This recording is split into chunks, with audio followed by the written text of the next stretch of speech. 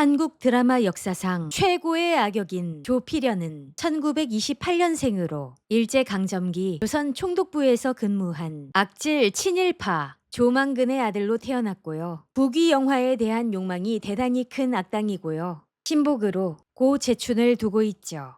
조필연은 한국 전쟁 직후 대한민국 육군 장교가 되어 양명자와 결혼한 후 30살 즈음에 아들 조민우를 얻었고요. 1970년 43살 때 조필연은 부산에서 보안반장 대위로 근무하고 있었는데요. 이때 큰 실적을 거둔 조필연을 진급시켜주진 못할 망정 국방부 인사 발표에서 밀리게 해 오지인 강원도 삼척으로 발령되자 조필연은 이에 분개해 6.25 전쟁 때 친구인 이대수와 함께 38선을 넘어 월남한 후 막노동 일을 하며 전전하던 황태섭을 꼬드겨서 밀수꾼들로부터 금괴를 빼앗고 이에 휘말린 주인공 이강모의 아버지 이대수를 이대수의 친구이기도 했던 황태섭에게 이대수를 죽이라고 시켰지만 조필연이 상황이 마무리됐다고 판단해 도착했을 땐 황태섭이 차마 자기 친구를 해하지 못하고 있었죠. 결국 보다 못한 조필연 본인이 직접 이대수를 총으로 쏴서 해하며 드라마의 기나긴 악연이 시작되죠.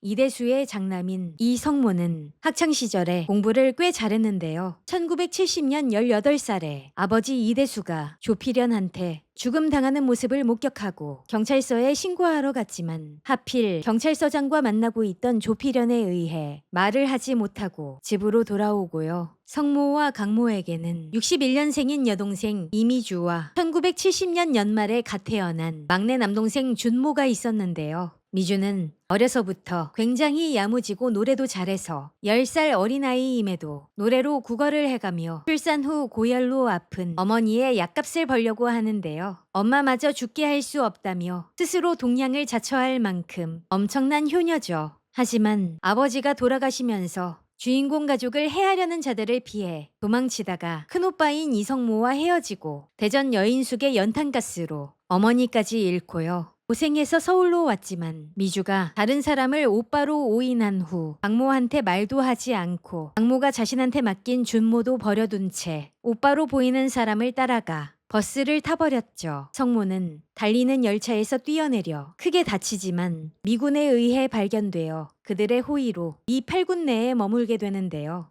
이후 조필연은 밀수한 금괴를 돈으로 바꿔서 당시 공화당 소속 국회의원이자 국회 재무위원회 위원장인 오병탁한테 바쳐서 중앙정보부 자리를 청탁하는데요. 오병탁은 정치자금 확보를 위해 박정희 대통령 몰래 강남 땅 투기를 하고 있었고요. 그 사실이 주한미군에 포착되어 어려움을 겪고 있었기 때문에 일단은 그 제의를 받아들이는 대신 조필연에게 우선적으로 미 8군 한국군 지원단에 자리를 내줌으로써 베트남 전쟁 관련 미군 기밀 문서를 빼오도록 시키죠. 성모는 이 8군에서 월남전 기밀문서 획득을 위해 파견된 조필연을 만나게 되죠. 성모는 복수를 위해 자신을 구한 햄튼 준장까지 배신하고 베트남 기밀문서를 훔쳐서 조필연의 환심을 사고요. 조필연은 성모의 도움으로 얻은 공적까지 더해 당시 정권의 최고 핵심 권력기관이던 중앙정보부까지 진출하고요. 중앙정보부의 요직인 감찰부에서 온갖 전횡을 부려 당시 중소기업에 불과했던 황태섭의 회사 만보건설을 국내에서 손꼽히는 대기업으로 성장시키죠.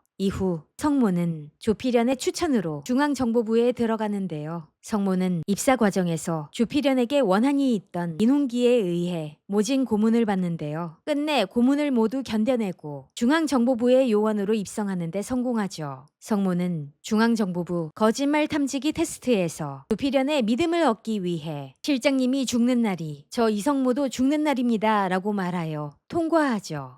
56년생인 박소태는 어린 시절 명동에서 구두 닦기 패거리에 왕초 노릇을 하다가 강모와 맞붙어 싸우면서 친해졌고요. 조필연과 양명자의 외동아들이자 이강모, 황정식, 염시덕과는 동창인 58년생 조민우는 중학교 때 엄석대 같은 학급 반장이었고요. 전학온 강모와는 처음부터 막연에다 라이벌 관계죠. 어린 시절부터 황태섭의 딸 황정연에게 관심이 있었고요. 정연의 동갑의 이복남매인 정식과는 친구 사이죠. 정식보다 생일이 한 달 느린 정연은 황태섭이 밖에서 데려왔기에 정식과 정식의 엄마인 오남숙한테 자주 구박받았고요. 그 때문에 13살 때 자기를 낳아준 친엄마를 찾기 위해 가출했고요. 대전에서 우연히 강모와 만났죠. 이후 아버지 태섭이 친구의 아들 강모를 거둔 후 강모와 오랜 시간 가족처럼 지내게 됐고 강모를 좋아하게 됐죠. 성인이 된 민우는 아버지의 반대로 꿈이었던 영화 감독을 포기하고요. 유학 뒤 만보건설에 입사해 기획실장이 되죠. 이렇게 사남매가 뿔뿔이 흩어져 미주는 대전의 고아원에서 자라 갖은 고생을 다하다가 19살인 79년에 상경해 대륙건설 홍기표 회장의 집에서 식모 일을 하고요. 사남매와 어머니는 9년 전에 마지막 일요일 서울에서 가장 높은 건물인 3일빌딩 앞에서 만나자는 약속을 했었는데요. 미주는 3일빌딩에서 마침내 강모를 만나고요. 홍기표에게 오빠를 찾아달라고 부탁하며 넘긴 서류를 홍기표가 성모에게 부탁하게 되면서 큰오빠 성모도 만나게 되죠. 이후 홍기표의 아내 강정자가 제주도로 피신하고 홍기표는 불의의 사고로 사망해 미주는 혼자 살면서 버스 차장 일을 하기 시작하고요. 한편으로는 가수의 꿈을 이루기 위해 기획사에 나가면서 노래 연습을 하죠. 경영학과에 진학한 정연은 아버지 태섭한테서 만보건설의 직원들에게 능력을 인정받으면 후계자로 삼아주겠다는 약속을 받고 만보건설에 입사하고요. 정연은 민우의 핍박을 받고 다른 사원들한테는 회장님의 2세 낙하산 취급을 받아 실질적인 업무에서 배제되는 등 고초를 겪었고요. 조필현은 황태섭과의 관계를 더 확실히 하기 위해 정략 결혼을 시키려 하고요. 민우 또한 정연에게 마음이 있었기에 크게 반대하진 않았죠. 민우는 자신에게 차갑기만 한 정연에게 점차 끌리고 합숙하게 된 날 잠든 정연에게 키스를 했을 정도죠. 민우한테서 키스를 받을 때만 해도 정연은 박모를 가족 정도로만 생각하고 있었고 이때는 박모에 대한 자신의 감정을 알아차리기 전이었죠.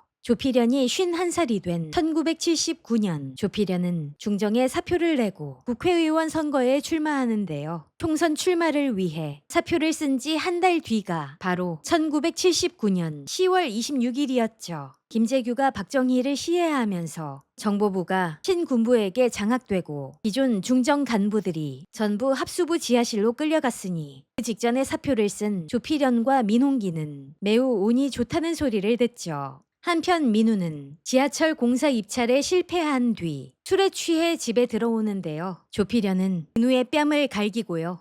실패한 자식은 용서해도 고개 떨구는 놈은 용서 못해! 면목 없습니다. 여보! 그런 거 말고! 걱정 마십시오. 다시 해낼 수 있습니다. 한 번만 더 기회를 주십시오. 이런 말을 하란 말이야! 여보... 누구를 위해서요? 네? 내가 누구를 위해서 그래야 하냐고요? 민우야, 너 왜 이래 아버지한테? 아버지 아들로 사는 거 지칩니다. 능력이 안 된다고요. 민우야, 네가 진짜 죽을 만큼 지쳤다면 내 앞에서 이렇게 못 대든다. 내일부터 다시 뛰어.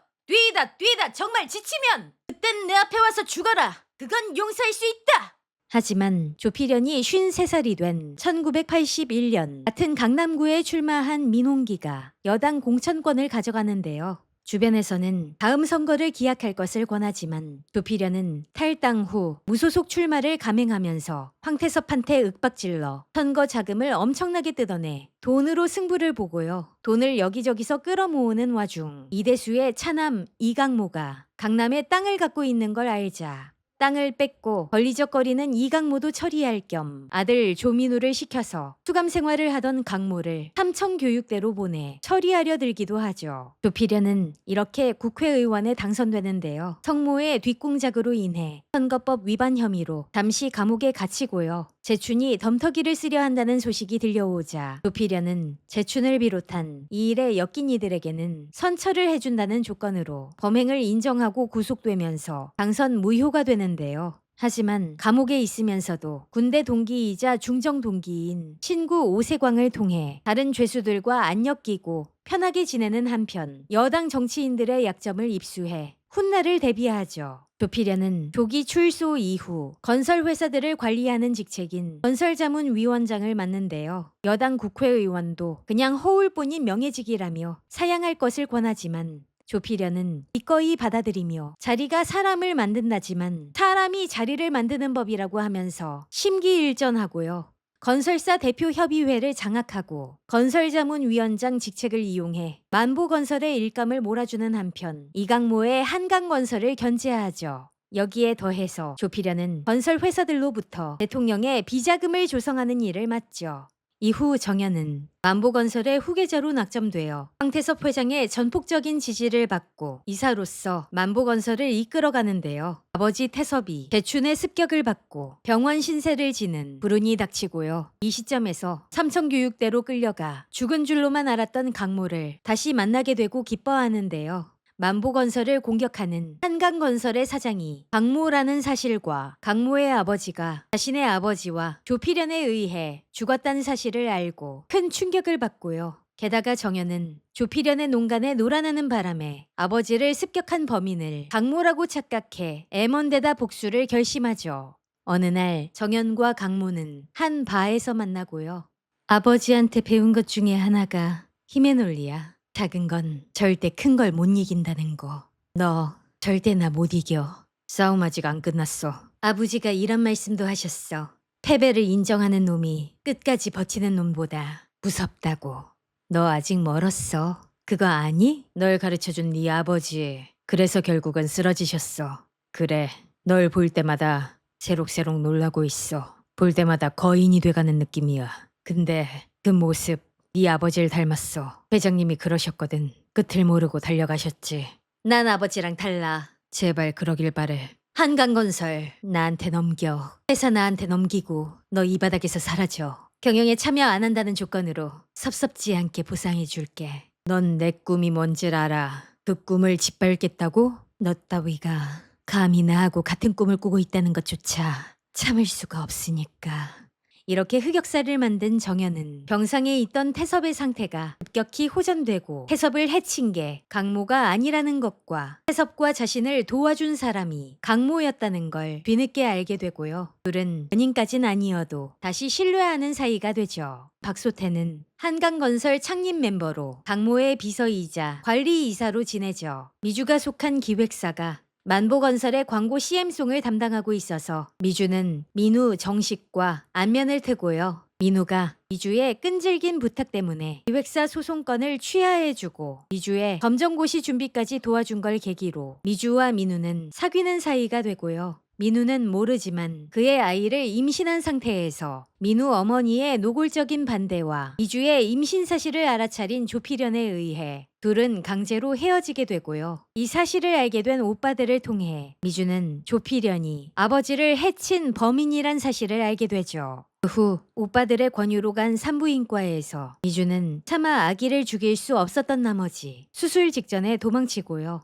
민우는 미주와 이별한 후 폐인처럼 지내는데요. 아버지 조필현이 나타나죠. 그 눈빛이 마음에 드는구나. 증오심은 목표를 정하는데 훌륭한 동기가 되곤 하지. 천만에요. 다시는 아버지를 위해서 내 목표를 정하는 그런 일은 없을 거예요. 이 거울을 한번 봐. 네 얼굴이 얼마나 한심하고 못났는지. 거울은 아버지나 보세요. 얼마나 사악하고 악독하신지. 너 세상 악인들의 공통점이 뭔지 아냐? 독이 아주 깊다는 거다. 남들이 범접할 수 없는 자기만의 세상에 아주 특별한 가치관을 담았을 뿐이다. 나약하고 조잡한 인간들이나 그들을 악인이라고 부르지. 넌 나 때문에 사랑하는 여자를 잃었다고 생각하지. 대신 난 내가 사랑하는 아들을 지켰다. 너와 나의 차이점이 바로 그거야. 나는 지켰고 너는 잃었다는 거.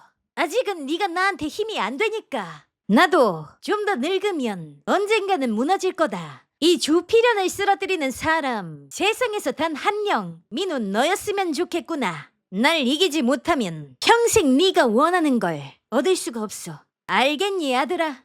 미주는 22살인 82년 제주도에서 아들 우주를 낳고요. 주인공 강모는 한강건설의 창업주의자 회장으로 한강건설을 작은 컨테이너부터 시작해 점점 크게 성장시키고요. 개발 만능주의가 팽배하던 시절에 어떤 상황에서도 정직함과 양심을 잃지 않는 사업가가 있었다면 좀 더 좋지 않았을까 하는 희망과 바람에서 만들어진 캐릭터고요. 그냥 단순한 선이 아니라 언제든 폭발할 수 있음에도 절제하고 노력하는 이성적인 선이죠. 82년 25세 강모는 만보건설의 송파지구 아파트 공사가 재개될 수 있게끔 오병탁 의원과 한명석 국장을 만나 부탁하며 힘써보는데요. 그 사이 만보건설은 어음 기간이 만료되는 바람에 1차 부도를 맞으면서 정연은 아버지가 힘들게 키운 만보건설을 민우한테 빼앗기고요. 이후 정연은 명동 대부업계의 우두머리이자 제일 큰 힘을 가진 사채업자 백파의 수양딸이자 대리인 및 후계자로서 사채업계에 영향력을 행사하고 있는 유경옥의 제안을 받아들여 사채업자가 되어 시장 바닥에서부터 다시 시작하고요. 정확히는 사채업을 하면서 일종의 상담원 역할을 하며 악덕 사채업자들한테 당한 사람들을 도와주고 그들을 자기 편으로 삼고 있죠. 정연을 사채업자로 만들어 돈을 빌려준 백파는 지금껏 보지 못한 특이한 방식의 사업이라며 흥미로워하고요. 51년생 차부철은 정연이 사채를 시작하자 백파가 정연을 시험하기 위해 보낸 인물인데요. 부철은 백파가 살 날이 얼마 남지 않았다는 걸 알고 조필영과 결탁해 백파의 재산을 빼돌릴 궁리를 하고 있었는데요. 백파의 신뢰를 얻기 위한 수단으로 정연에게 사기를 쳐서 정연이 지닌 돈을 빼앗으려 하죠. 1986년 29살의 강모는 조필연의 방해로 계속해서 사건에 휘말리고 어려움에 처하지만 전공법으로 돌파하고요. 수서지구 공사에서 공사를 맡은 돌산 지역을 이용해 골재를 팔죠. 어느 날 프랑스 보떼 보일러의 구조 조정에 따른 한국지사 입찰 매각이 열리는데요. 어제 좋은 꿈 꿨냐? 해몽 좀 해줄래? 맛있는 과일 먹는 꿈 꿨는데. 이후 민우는 강모와 소태의 과일 작전으로 맛있는 과일이 아닌 커다란 엿을 먹었고요. 부철은 조필영과 민우 부자의 지시로 보떼 보일러 회사 공동인수를 미끼로 삼아 한소진이란 가명을 사용해 정연과 강모를 같이 낚으려고 했는데요. 오히려 조필영과 손잡은 걸 안 강모에게 역으로 낚이고 말고요. 경찰에 잡혀버리고 뒷배를 봐줄 조필연도 차부철을 피라미 취급하고 조필연도 부철을 잡아버리죠. 죄송합니다, 의원님. 죄송. 내가 가장 듣기 싫어하는 말까지 짓거리고 있군. 부철은 조필연으로부터 주둥이에 골프샷 맞기 직전에 애걸복걸해서 겨우 살아남죠. 이후 부철은 백파 일행의 일원이었던 노갑수의 의뢰를 받고 차용증을 얻기 위해 정연을 납치해서 충북 제천군까지 끌고 가고요. 정연을 미끼로 강모를 협박해 차용증을 가져오게 하죠. 안기부 요원들은 아지트를 급습하려 준비를 하는데요. 안기부 계장 유찬성은 의대에서 권총을 꺼내 총알을 확인하고요. 성모도 서랍에서 권총을 꺼내 허리에 차는데요. 내 것 없냐? 민간인한테는 권총 지급 안 되는 거 아시잖아요. 여기 진압봉이 있는데 이거 드릴까요? 아휴. 1926년생 오병탁은 제345공화국의 국회의원이고요. 처세술의 달인이자 상황 파악 능력이 좋고 이런 능구렁이 같은 면모 덕분에 정치계 거물로 성장할 수 있었죠. 오병탁은 백파와 더불어 극중 최고의 인맥을 자랑하는 마당발이고요. 개인적으론 청렴한 편이라서 뇌물을 싫어하지만 정치적 욕심은 강해서 정치를 위해서는 더러운 일도 마다하지 않죠. 특히 그가 정치 자금을 확보하기 위해 이런저런 사람들한테 손을 벌리는 바람에 민홍기와 조필영 같은 썩어 빠진 자들이 정치인으로 출세할 수 있었고요. 집단에 소속된 일부 개인의 청렴함이 집단 전체의 청렴함을 보장할 수 없다는 사실의 대표적 증인이죠. 오병탁은 50 말기에는 12대 국회에서 재무위원회 위원장을 맡고 있는데요. 대통령의 명으로 조필영과 함께 여당 내 개헌 찬성파 색출 작업에 나서게 되어 대통령 비자금을 터뜨려 조필연을 몰락시키려던 성모와 태섭을 난처하게 만들죠. 성모는 오병탁이 전두환의 지령을 받았다는 걸 알고 기겁했는데요. 오병탁은 장부를 보여주려던 황태섭에게 자신이 대통령의 지시를 받고 개헌 찬성파 색출 중임을 알려주며 눈 감아주고요. 난 역사를 거역할 생각도 없고 권력을 등질 마음도 없어. 무슨 말인지 아시오? 이런 게 바로 당신이 하고 싶다던 그 정치라는 거야. 선악이 혼재한 그의 입체적이고 양면적인 정체성을 보여주는 대사죠. 중정에서 정계에 이르기까지 작중 내내 조필영과 대립하는 조필연의 정적. 1927년생 민홍기는 조필연이 중앙정보부에 들어갈 때 그의 상관으로 첫 등장했고요. 50 말기에 민주화의 바람이 불어오자 민홍기는 대세를 읽고 재빠르게 여당 내 개헌 찬성파로 입장을 바꾸며 야당 의원들과 친목 도모를 위한 탄핵회에도 참여하는데요. 이 자리에 초대받지 않은 손님 조필연이 등장해 각하께서 총리가 되는 내각 책임제를 주장하죠. 그만 나가! 자네 헛소리 듣고 싶지 않아!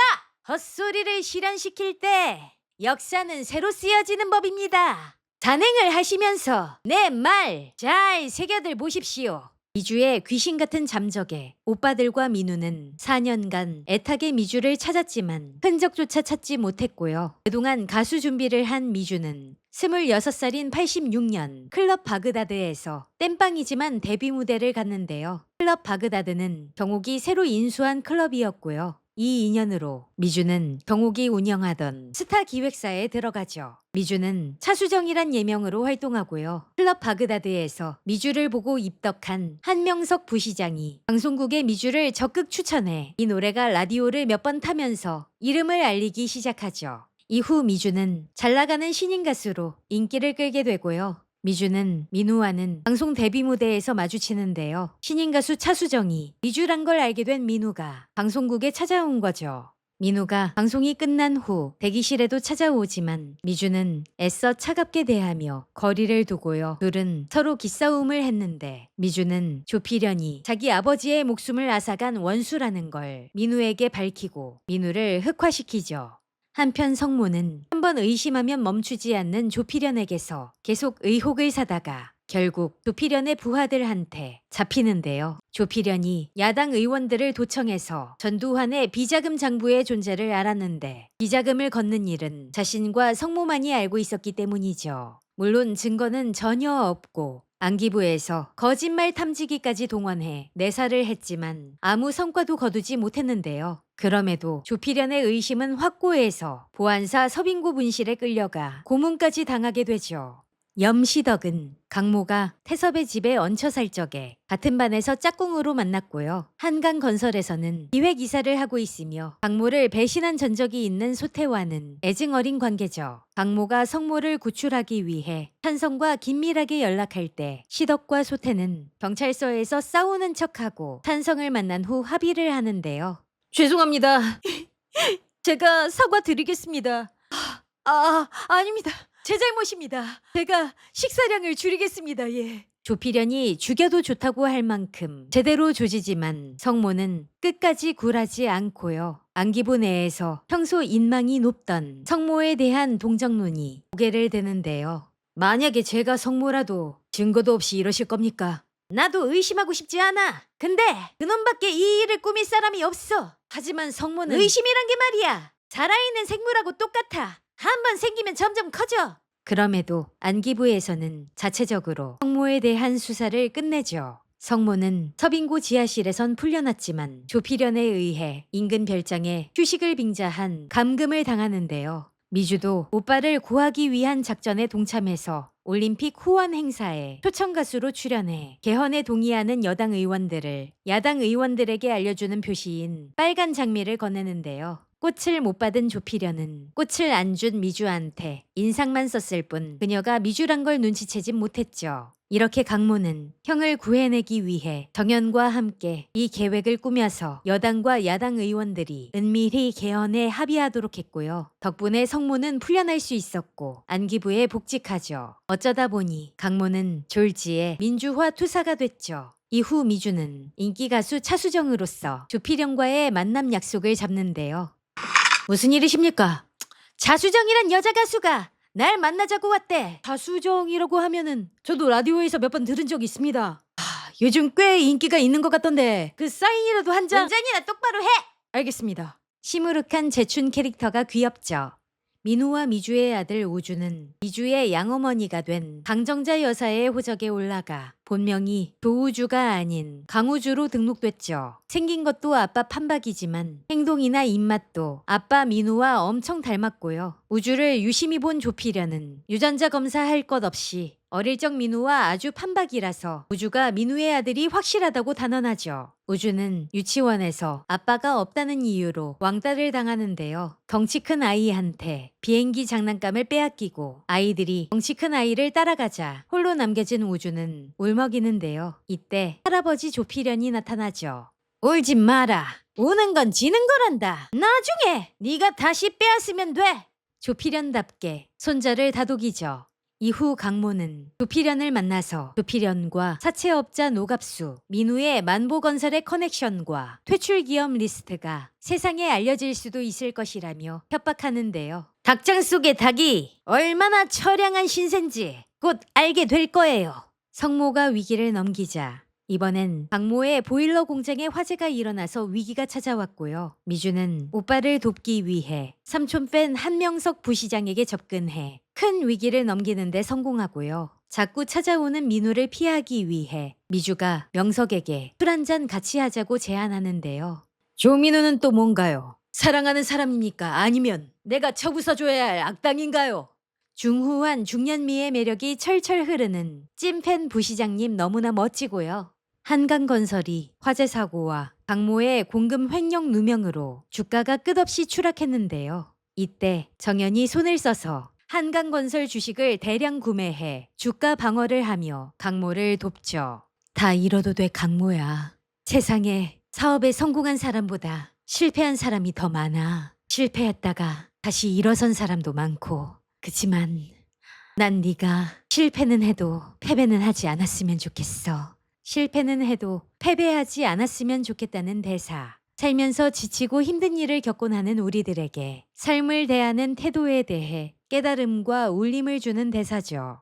한편 민우는 자기 아이 우주의 존재를 알게 되어 애정 공세를 쏟아붓는데요. 조필연과 재춘이 유전자 검사 결과를 조작하는 바람에 유전자가 일치하지 않는다는 검사 결과를 얻자 민우도 포기하고 물러서고요. 물론 조필연도 우주가 자신의 핏줄이기에 미국 LA로 보내 몰래 키우려고 하는데요. 이후 현장 학습에서 낙오되어 다리 한가운데 홀로 서 있던 우주를 조필연이 데리러 왔는데요. 때마침 스승을 통해 우주의 존재를 안 강모가 반대편에서 난입해 역시 우주를 데리러 와서 강모와 조필연은 대치하고요. 조필연은 망설이는 우주한테 빨리 오라고 고함을 지른 데다가 대춘을 시켜서 억지로 우주를 잡아오려고 해 결국 겁을 먹은 우주는 온화한 표정과 말투로 삼촌에게 오라고 말하는 강모한테 달려가 안기죠. 비하인드에 의하면 이 장면을 촬영할 때 우주 역을 맡은 아역 배우가 찐으로 겁을 먹었다고 하죠. 그래, 역시 피는 못 속여. 천한 피가 섞여 있어서 가래비도 못 알아보는구나.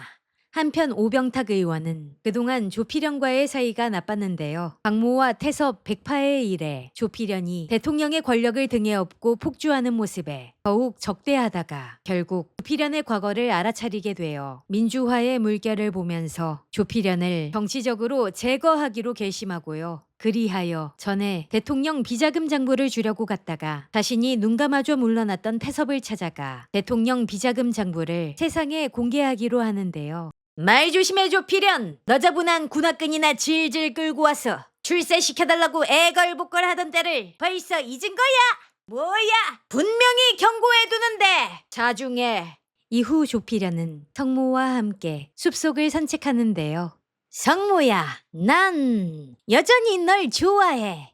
1992년 36년생 재춘은 57의 나이에도 재산과 부를 쌓는데 그닥 관심 없는 모습을 보이는데요. 국무총리 임명을 앞둔 65살 조필연이 자기가 국무총리가 되면 원하는 게 없냐고 하는데 재춘은 의원님의 영화를 볼 수 있다면 상관없다고 답하죠. 난 욕심 없는 놈은 사람 취급도 안 해. 강남에 빌딩 하나면 되겠냐? 의원님, 영화도 좋지만 돈 없으면 늙어서 추해져. 주는 대로 받아. 라며 재차 권하자 재춘도 어쩔 수 없이 받아들이죠. 여기까지 2010년에 방영한 1970년대부터 90년대까지 고속 성장 시대에 서울 강남 개발사를 다룬 60부작 대하 드라마 자이언트의 주요 등장인물 소개와 59회까지의 줄거리, 12회부터 59회까지의 주옥 같은 명대사를 제 목소리 더빙으로 소개했어요. 자이언트는 2010년대에 제빵왕 김탁구, 해를 품은 달, 태양의 후예와 함께 한국 평일 드라마 중 시청률 40%를 돌파한 4개의 드라마 작품 중 하나고요. SBS에서 시청률 40%를 돌파한 마지막 드라마입니다. 모든 배우들의 연기가 훌륭했는데요. 그 중에서도 정보석 배우는 바로 전작인 지붕 뚫고 하이킥의 주얼리정 보사마와 닮은 구석이 눈꼽만큼도 없는 엄청난 연기력으로 한국 드라마 역사상 최고의 악역 조필연이라 지금도 칭송을 받고 있죠. 하지만 그해 SBS 연기대상은 대물의 고현정이 받았고요. 정보석 배우는 우수상과 분노상을 받았죠. 최우수상은 주인공인 이범수 배우가 수상했고요. 하지만 이듬해인 2011년 백상예술대상에서는 TV 부문 남자 최우수 연기상을 수상했죠. 정보석 배우는 지붕킥과 자이언트 사이 인터뷰에서 저 찌질이가 어떻게 저런 악당이 될 수 있어? 란 말이 나오도록 사람들을 놀라게 하고 싶다고 얘기했는데요. 그러던 차에 조필연 역할이 들어와서 기뻐하며 맡게 되었고 원하던 대로 역대급 연기 변신을 이뤄냈죠. 이후 정보석 배우는 다음 해 방영된 내 마음이 들리니에서는 정신연령이 7살에서 멈춘 순수한 아버지를 연기하며 또 다른 역할로 180도 변신했죠.